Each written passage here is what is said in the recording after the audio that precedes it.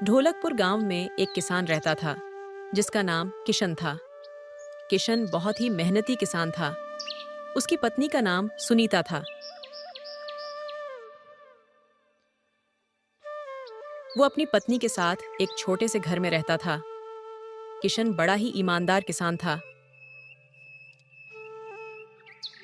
पूरे गांव वाले उसकी ईमानदारी की तारीफ करते थे। वह एक जमींदार के यहाँ काम किया करता था, जिससे उसका गुजर बसर हो जाता था। ठंड का मौसम आने में थोड़ा ही वक्त बाकी था और किशन के घर राशन खत्म होने को था। किशन की पत्नी उसको कहती है, ए जी सुनते हो, घर में खाने का सामान खत्म हो गया है और आगे ठंड भी आ रही है। आप बारिश और ठंड से पहले ही घर का सामान ले आएं ताकि हमें बाद में परेशानी ना हो।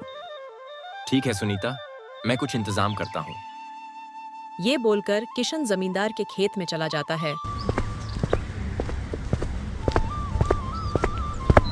और उसके खेत में हल चलाना शुरू कर देता है। पूरा दिन काम करने के बाद जब वो जमींदार से पैसे लेने जाता है तो जमींदार पैसे देने से इनकार कर देता है। किशन परेशान होकर वापस घर की तरफ चल पड़ता है।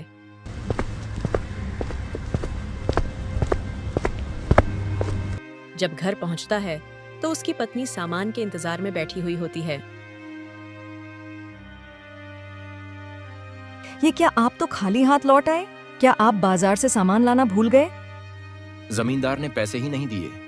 एक तो पूरा दिन काम करने के बाद एक फूटी कोड़ी भी नसीब नहीं हुई। शायद हमारी किस्मत ही खराब है। तुम फिक्र मत करो, मैं कुछ न कुछ पैसों का बंदोबस्त कर लूंगा, जिससे हमारे ठंड के मौसम में गुजारा हो जाएगा।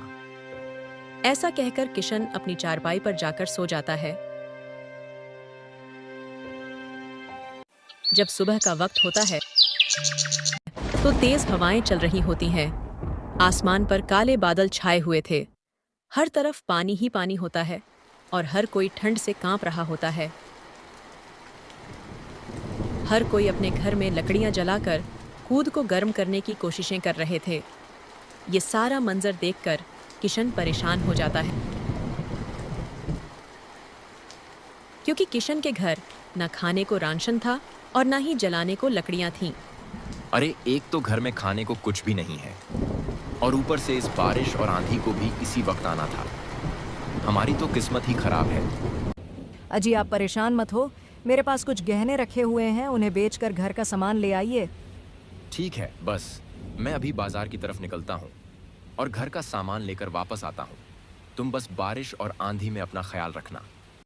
इतना कहकर किशन बाजार पहुंच जाता है। बाजार पहुंचने के बाद किशन एक जौहरी के पास जाता है और अपनी पत्नी के जेवर दिखाता है और कहता है, अरे सेठ जी, मुझे ये जेवर बेचने हैं, आप मुझे इसकी कितनी कीमत दोगे? देखिए भाई साहब, इसकी बनावट को देखते हुए मैं आपको इसके सिर्फ 500 रुपए दे सकता हूँ। किशन जेवर को बेचकर जो पैसे मिले उससे घर का सामान खरीद लेता है।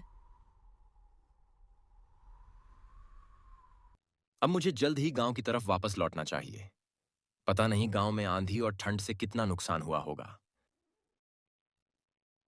अब किशन घर की तरफ चल पड़ता है। शाम का वक्त हो जाता है। किशन चलते चलते एक जंगल से गुजर रहा होता है।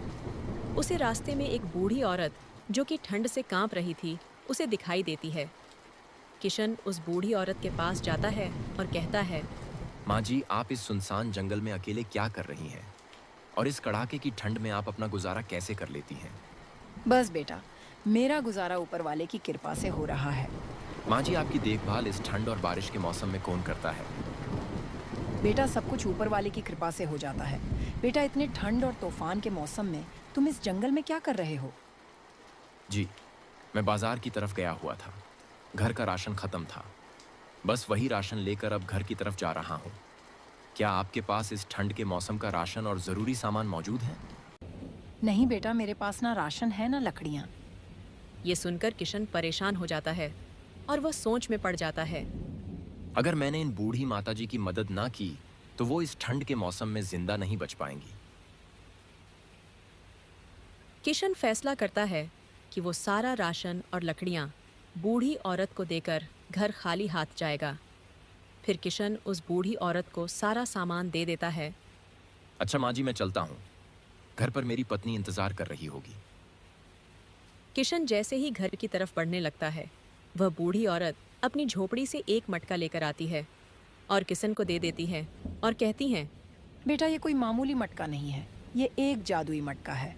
मैं तुम्हें विश्वास दिलाती हूँ कि तुम्हारी ठंड का गुजारा आराम से हो जाएगा।